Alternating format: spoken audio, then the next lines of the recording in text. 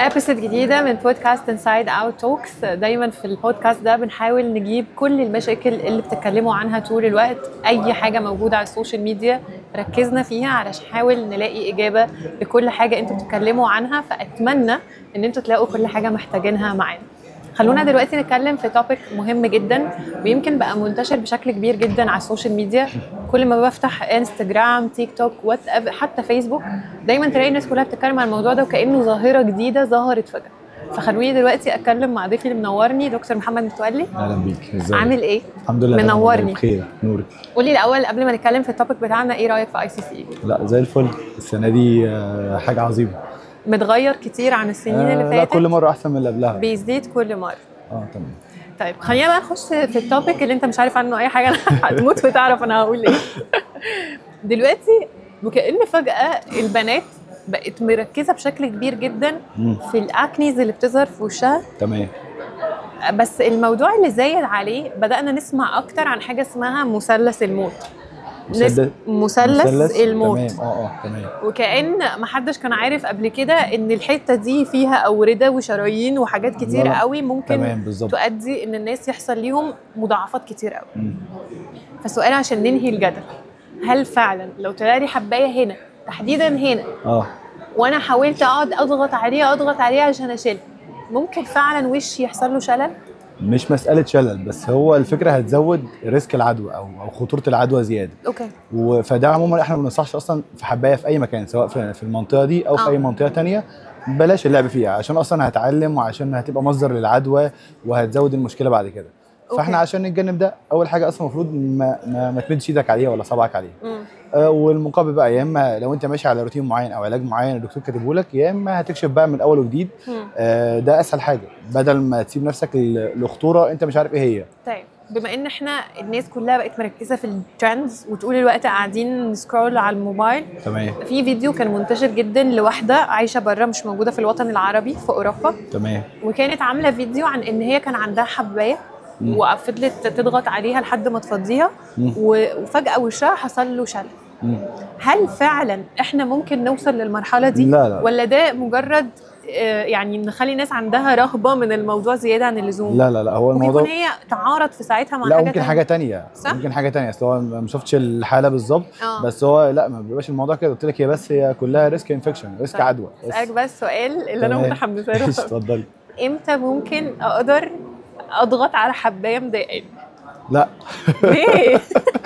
عارف الموضوع ده يعني رخم جدا بالنسبه يعني للبنات اكتر حاجه، اللي هو ان في حبايه في الوش. ده ازمه بالنسبه لهم. عندي خروجه مهمه، عندي مناسبه، عندي حاجه، تصحى تاني يوم تلاقي حبايه. لا، ما هو انت حبايه بعد ما تلعبي فيها ايه اللي هيحصل؟ يا هتسيب علامه يا هتزيد. مفيش حاجه، مش حل تاني. مش هتروح. بالعكس ممكن تبان اكتر. فانا ليه ليه بقى؟ يعني مفيش اي حاله ممكن، مفيش اي مبرر خالص. لا خالص. لازم اسيبها براحتها. سيبيها. لا، ما هو لازم هتسعى في الاتجاه التاني بقى، ان انا اخد علاج، سواء انا باخد علاج اوريدي او هكشف من جديد. هي دي الفكره ببساطه. في ناس بتحط باتشز كده مدوره صغيره بيحطوها على الاكنيز دي. مش افكتيف اخر حاجه يعني. برضه مش افكتيف كافيكاسي تاثيرها متوسط. بس برضه حتى كمظهر ساعات انا بلاحظها اصلا، يعني مثلا هي بتبقى باينه جدا. ايوه جدا. فلو مثلا لو عندي حبايه صغيره او حاجه ايه لا، سواء احنا شايفين انها حاجه حلوه. انت مثلا لو ماشي على روتين، فانت في ناس تقوم مغيره الروتين مثلا بتاعها قبل مناسبه او قبل حاجه، بحيث انها تزود النتيجه عشان يبقى شكلها احسن. فده اللي ممكن ياثر في المشكله، ممكن يظهرها بزياده. فانت المفروض ماشي على حاجه معينه، ما تلعبش او ما تغيرش البلان بتاعتك. ما تغيرش البلان، وخصوصا وانت داخل على مناسبه، انك مش ضامن ايه اللي يحصل فيها. طالما الدنيا ماشيه معاك كويسه، خلاص سيبها ماشيه كويسه. طالما عندك حبايه واحده سيبها حبايه. لا، قبل انا بتكلم حتى كمان قبل ما يطلع الحبايه.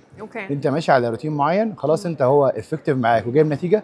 بس في ناس بتستعجل بقى النتيجه، عايزه تجيب حاجه اسرع، عايزه يبقى شكلها احسن في المناسبه، شايفه ان في مشكله ما، فعايز يطور او يحسن الموضوع بزياده، فبقوم مغير الروتين، مزود حاجه زياده، فتقوم مطلعها حبايه. هل الراجل زي البنت في الموضوع ده؟ لا، بما انك راجل يعني. لما بيطلع لك حبايه بتسيبها في حالها؟ سيبها ما بتحاولش ولا بتحط باتشز عليها؟ باتشز لا، اصلا ما عرفتش الكلام ده الا مؤخرا يعني. لا خالص. طيب خليني بقى اخدك لتوبيك تاني ونختم بيه الحلقه بتاعتنا. بعد الفتره اللي احنا فيها دي الناس كلها راجعه من المصيف طبعا، كله عاش حياته واتبسط، وشعرنا اتبهدل وحالتنا بقت حاله وبشرتنا بقت ناشفه وكل المشاكل اللي ممكن تتخيلها موجوده. تمام. ايه اللي ممكن اعمله يجيب نتيجه سريعه جدا يخلي شعري يقدر ياخد راحته شويه بعد البهدله؟ راحته شويه ان انا احاول ارطب اكتر بقى، هي دي الفكره. انا دلوقتي انت زي ما قلتي سواء للبشره او للشعر. الشعر بقى جاف وهايش ومتقصف، وكمان البشره بقت ناشفه جدا، وكمان ساعات بتبقى ملتهبه كمان برضه نتيجه التعرض للشمس بزياده. فهي لو في حاجه ايرجنت او في التهاب او حاجه فده لازم الدكتور يبص عليه. انما لو مجرد بس جفاف او كده فلازم هتمشي على روتين ثابت بقى، يعني هتمشي على حاجه فيها ترطيب اكتر. اتفضلي معاكي. لا كمل. هتمشي على حاجه فيها ترطيب، حاجه مثلا زي هير ماسك او هير كريم. ده هيمشي عليه بالنسبه للشعر. ايموليانت كريم او جل المناسب للبشره بالنسبه للوش او للايدين. ده ببساطه يعني. ده مع طبعا واقي شمس. وحاجات برضو ممكن تستخدم للشعر بقى. في مؤخرا في حاجات فيها اس بي اف، سان سكرينات يعني برضو مناسبه للشعر بتستخدم للشعر.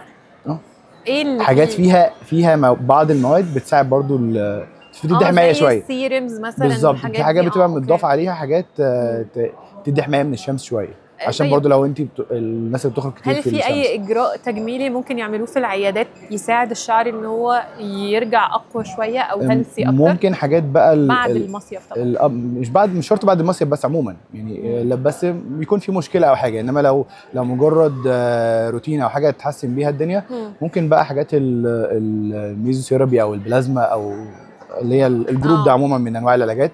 ده بيخلي التصفيف يقل، بيحسن الدنيا، بيحسن الكواليتي بتاعت الشعر، بيعمل تغذيه للشعر. فدي حاجه كويسه، خصوصا لو مفيش مشكله حد او حاجه موجوده دلوقتي بالفعل. بس انا بشكرك جدا يا دكتور محمد، نورتني، واتمنى نكون قلنا انفورميشنز مهمه. مع ان كان نفسي تقول لي ان احنا ممكن نعمل اي حاجه في الاكل واحده بس في اي لو واحده بس لو هنا حتى ممكن نشيلها عادي. بشكرك جدا، شكرا ليك، نورتني.